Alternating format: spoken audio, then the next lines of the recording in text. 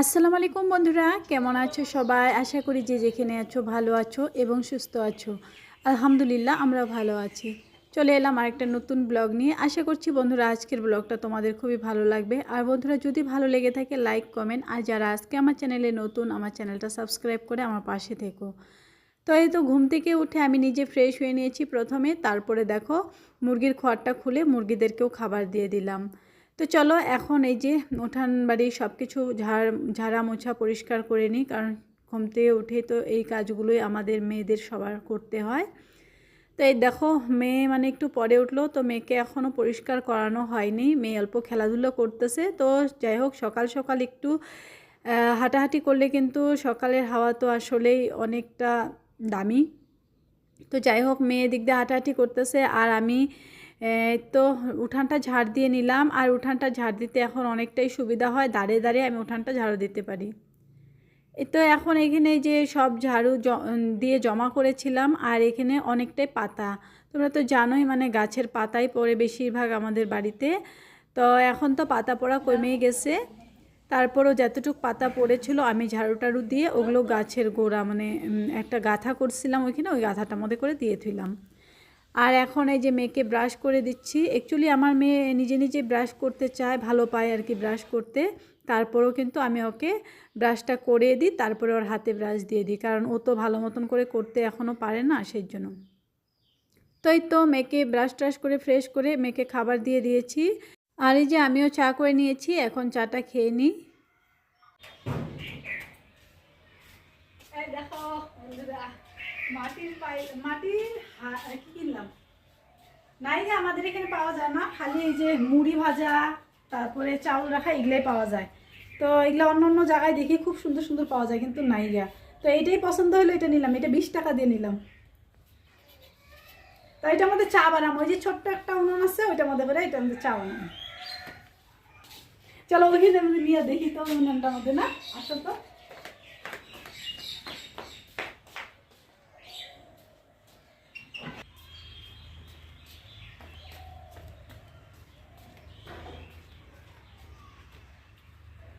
ছোট্ট উনুন আর এই যে ছোট্ট মানে কড়াই।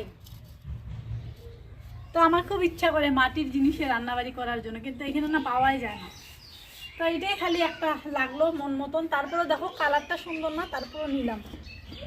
তো এটার মধ্যে করে চা বানাবো, পিঠা বানাবো, তোমাদের সঙ্গে শেয়ার করব। আর উনানটার মধ্যে কিন্তু হবে, আর এই উনানে হবে না, যেটা বড় হবে এটার মধ্যে হবে। আর এই উনানটাও কিন্তু দেখো কিসের মধ্যে বানাইছি, এই যে মাটির কি যেন কয় আর কি, মাটির গাবলার মধ্যে বানাইছি এই উনানটা আমি। আর একটা উনান বানাবো এই ঘরে, ওইটাও তোমাদের সঙ্গে শেয়ার করবো। তাহলে এই 2-1 দিনে বানাবো এটা। তো বন্ধুরা কেমন হয়েছে এটা, মানে মাটির পাইলার সঙ্গে এই উনানের সঙ্গে কেমন হয়েছে কমেন্ট করে কিন্তু জানাবে তোমরা। আমার তো খুব ভালো লাগতেছে, আমি এটা মধ্যে আজকেই চা বানাবো। তো বন্ধুরা এই তো বালতি করে পানি নিয়ে আসতেছি, আর আজকে পানি দেব গাছে। অনেক দিন থেকে মানে নিজে পানি দিই না, কারণ বৃষ্টি হয়েছিল, তারপরে কিন্তু মাটিটা নরম ছিল, সেজন্য পানি দিতে লাগেনি। আর এই যে আজকে এখানে পানি দিতেছি কারণ এখানে ভেন্ডির বিচি আবার কচু গাছ এগুলো তো নরম মাটিতেই হয়, সেই জন্য একটু মাটিটা শুকিয়ে গেছিলো, ভিজিয়ে দিলাম। আর এই পাশে দেখো আমি তিতা করলা গাছটাতেও পানি দিব, কারণ হচ্ছে এটা টবের মধ্যে আছে তো। আর এই গাছটা কিন্তু ওই যে তুফানে যে ভেঙে পড়ছিল, আলহামদুলিল্লাহ এই গাছটা এখন অনেকটাই সুন্দর হয়েছে। তো তোমরা দেখে বুঝতে পারছো এই যে ফুল আসছে আর এই পাশে ফলও আছে, এখনই দেখবে তোমরা। তো সেই জন্য পানি টানি দিই আর কি, মাঝে মাঝে একটু যত্ন করতে হয়। যদি টবে রাখা হয় ওই গাছগুলো কিন্তু একটু যত্ন বেশি করতে হয়। তার সঙ্গে আরও মানে বস্তার মধ্যে আরও 2টা তিতা করলা গাছ লাগানো হয়েছে, তো ওই গাছগুলো কিন্তু সুন্দর করে বড় হচ্ছে। এই তো দেখো করলাগুলো ধরছে, এই 3টা কিন্তু এখন খাওয়ার মতন হয়ে গেছে, এটা পারলে পারা যাবে। আরও ছোট ছোট কতগুলো ধরতেছে।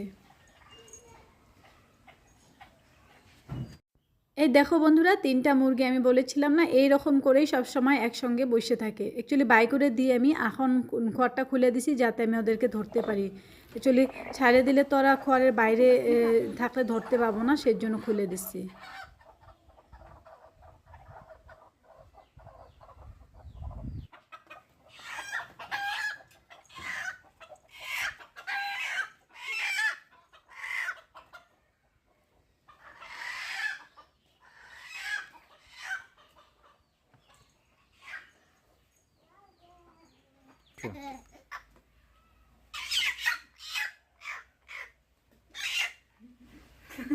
আগে অবশ্য বেয়ানি, হ্যাঁ এমনি পরে ডুব দেওয়া মনে ভয় পেয়েছে।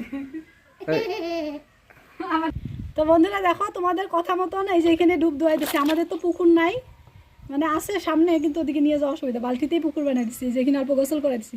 এখন একটা ডুব দেওয়াম, হবো না? হবো। আমার হাতে টাতে খামছে একদম, কি করছে মানে ছাল উঠে দিচ্ছে আমার, মানে অল্প ডুবে মানে মাথাটা বাই করে রাখছি যাতে মানে নিঃশ্বাস নিতে পারে।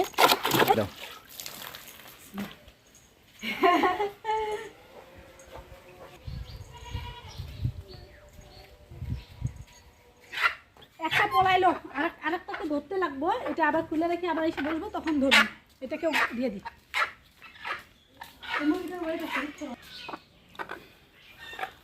গল্প পানির কিটা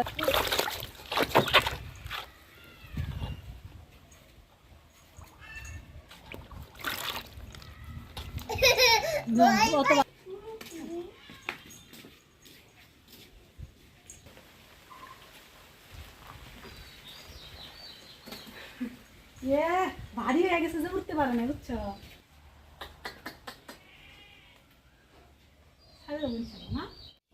তো বন্ধুরা দেখো, এখন আবার চলে আসলাম রান্নাবাড়ি করার জন্য। আর রান্না করার জন্য একটু আমার মাটির রান্নাঘরে চলে আসলাম।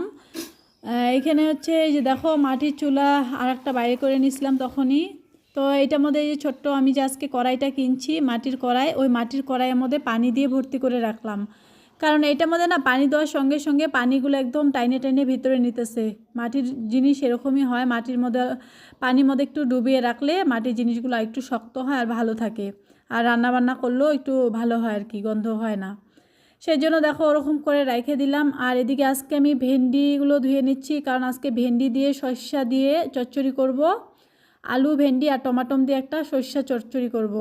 আর তার সঙ্গে পাট শাক ভাজি করব। তো পাট শাকগুলো তো বাইছিয়ে নিছি, আর এই যে ভেন্ডিগুলো এখন আমি ধুয়ে যেমন করে কাইটে নিতেছি। অ্যাকচুয়ালি আমান আমান করে এই ভেন্ডিগুলো সর্ষা বাটা করব।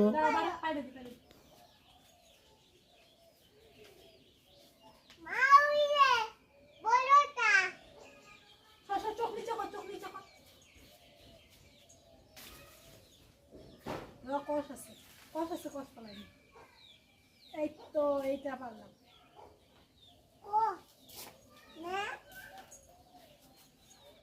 তো দেখো মেয়ে মানে আম খাওয়ার জন্য কান্নাকাটি করতেছে। অ্যাকচুয়ালি আম গাছের তলায় বসছি, আর ও মানে বসে এখানে নিচে বসে বসে দেখতেছে, বলতেছে মা উপরে আম আছে, আমাকে পাইরে দাও। তো দুই একবার নাও করলাম, তারপরে মানতেছে না। তো ভাবলাম যে না, চাইতেছে যদি দিয়ে দিই, আর তার সঙ্গে আমিও খাবো। সেই জন্য দেখো আম পাইরে একটা আম পারলাম, পাইরে দুইজনে মানে লবণ দিয়ে মাইকে খাইয়ে নিলাম। এই তো খাওয়া দাওয়া করে আবার চললাম রান্না করার জন্য। তো এই তো সরিষাটা বাইটে নিলাম আমি। আর দেখো আজকে আমি এই যে নারকেল তেলের প্লাস্টিকের কৌটার মধ্যে না মানে তেল ভরে নিছি। তো এই তেলটা দিয়ে এখন এই কৌটাতে মধ্যে তেল ভরে নিলে না মানে কড়াইয়ে দিতে সুবিধা হয়, সেই জন্য ওইটার মধ্যে করে তেল নিয়ে নিচ্ছি। তো চলো দেখো সরিষার তরকারিটা বানানোর জন্য আগে আমি টমাটম আর হচ্ছে আলুটা আধা মানে ভাজা করে নিয়েছি, কারণ ভেন্ডিটা তো খুব তাড়াতাড়ি হয়ে যায় আর আলুগুলো একটু শক্ত থাকে, সেজন্য আলুটা আগে আমি অল্প রান্না করে নিয়েছি, মানে ভাজে নিয়েছি। তো দেখো আমার চৌকাটা কিন্তু কতদিন বৃষ্টিতে ভিজে গেছিলো, সেজন্য কালারটা চেঞ্জ হয়ে গেছে, তাও সুন্দর জ্বলতেছে। আর এখানে ভেন্ডির চচ্চড়িটাও হয়ে গেছে। আর এখানে দেখো এই চৌকাটার মধ্যে করে ওই তো মাটির যে কড়াইটা কিনছি, ওই কড়াইটার মধ্যে করে পানি দিয়ে রাখছি। আর পানিটা ভর্তি করে দিয়েছিলাম, দেখছো আধা হয়ে গেছে, মানে সম্পূর্ণ পানি টাইনে নিচ্ছে। তো ওদিকে দেখো ভেন্ডির তরকারিও হয়ে গেছে। আর পাট শাকটা সোমবার দিয়ে চলে আসলাম, মানে চৌকার জালটা একটু মানে মিডিয়াম করে দিয়ে আমি চলে আসলাম এই রুমটাকে একটু গুছিয়ে গাছিয়ে নিব। কারণ হচ্ছে রুমটা তো গোছানো হয়েছিল, মেয়ে না মানে উল্টাপাল্টা করে, অ্যাকচুয়ালি খেলাধুলা করে, তো ওই যে বাইরের জিনিসপত্র আইনে উল্টাপাল্টা করে রাখা দেয়, এটা এখানেরটা ওইখানে, এখানেরটা ওইখানে, এরকম করে রাখা দেয় আর কি। তো যাই হোক, বাচ্চা মানুষ, ও তো মানে খেলাধুলা করবে আর কি। তো আমি ভাবলাম যে না, এখন তো গোসল করতে যাব, তার আগে আমি একটু রুমটা ঝাড়টা দিয়ে নিই। তো রুমটা এখন ঝাড়টা দিয়ে নিব, দিয়ে তারপরে অ্যাকচুয়ালি গোসল করে যখন আসি না, তখন যদি রুম টুম নোংরা হয়ে থাকে একটুকুও ভালো লাগে না আমার। সেজন্য গোসল করার আগেই আমি একবার রুমটা ভালো করে পরিষ্কার করে নিচ্ছি। তো সকালবেলা একবার কিন্তু এগুলো কাজ করে নিয়েছিলাম। তো এই তো বিকালের ধরে নাও বিকালের কাজটাই করে নিচ্ছি, আর না করলেও চলবে। আর আমি যখন ফ্রি থাকি তখন মেয়ে আর এত দুষ্টামিও করে না, কারণ মেয়ে আমার সঙ্গেই থাকে। আমি যদি বিছনায় থাকি ও বিছনায় বসে মোবাইল টোবাইল দেখে থাকে, ওই জন্য ও দুষ্টামি করতে পারে না, আর ঘর দুয়ারও নোংরা হয় না। তো চলো ঘর দুয়ার পরিষ্কার করে চলে আসলাম। এই যে বাসনগুলো মাইজে নিব, আর কড়াইটা না গরম ছিল, সেজন্য খুন্তি দিয়ে ওইভাবে ধরে নিয়ে আসলাম। তো এই যে এখানে সব বাসনগুলো মাইজে নিচ্ছি। আর চৌকাটা একটু পরেই মুছবো, পরে আজকে আর মুছাই হবে না আমার, কারণ চৌকাটা গরম আছে। তো গরম চৌকা মুছলে না ফাইটে যাওয়ার ভয় থাকে, সেজন্য আমি গরম চৌকা মুছি না। তো কালির কড়াইটাও মাইজে নিচ্ছি। আর এদিকে মুরগিগুলো আমি যখনই কলের পাড়ে আসি ওরা আসে, তো মুরগিগুলো আমাকে চিনতে পারে, আসলে ওদেরকে খাবার দিই তো সেই জন্য এরকম করে একটা। তো যাই হোক, ওদেরকে বেশি কলের পাড়ে থাকতে দিই না, কারণ এই যে বালতি টালতিতে পানি ধুয়ে দিলে না বাচ্চাগুলো বালতির উপরে উঠে বসে থাকে, হঠাৎ সে যদি পড়ে টুরে যায় তাহলে কিন্তু একদম খারাপ হবে। তো তোমাদের সঙ্গে কথা বলতে বলতে দেখো আমার বাসন মাজা এবং ধোয়াও হয়ে গেছে। এই তো কড়াইটাও একটু ধুয়ে নিলাম। তো চলো এখন ঘরে যাই, জায়গা মতন জায়গাটা রেখে দিই। তো তারপরে দেখো অনেকক্ষণ পর আবার চলে আসলাম তোমাদের সামনে। তো গোসল করে নামাজ পড়ে নিয়েছিলাম, তারপরে ঘরে অনেক টাইমের পর শুয়ে টুয়েছিলাম। তো ভাবলাম যে অল্প খিদে খিদা লাগছে, তো তোমাদের দাদাভাইকে বললাম যে একটু ভাত খাও চলো। তো খাইতেই চাইলো না, তারপর আমি জোরজবস্তি করার জন্য এই তো খাইতে বসছে, মানে বসবে আর কি, আমি বসছি। তো এই যে ভেন্ডি চচ্চড়ি আর পাট শাক দিয়ে ভাত খেয়ে নিতেছি, আর মেয়েকে আগেই খাওয়াই দিছি। তো চলো বন্ধুরা, আজকের ব্লগ আমি এখানে শেষ করে দিচ্ছি। আশা করছি তোমাদের ভালো লেগেছে। আর বন্ধুরা যদি ভালো লেগে থাকে লাইক কমেন্ট, আর যারা আজকে আমার চ্যানেলে নতুন, আমার চ্যানেলটা সাবস্ক্রাইব করে আমার পাশে থেকো। ইনশাআল্লাহ নেক্সট আরেকটা ব্লগ নিয়ে আসার জন্য চেষ্টা করব। আল্লাহর রহমতে সবাই ভালো থেকো, আমাদের জন্য দোয়া।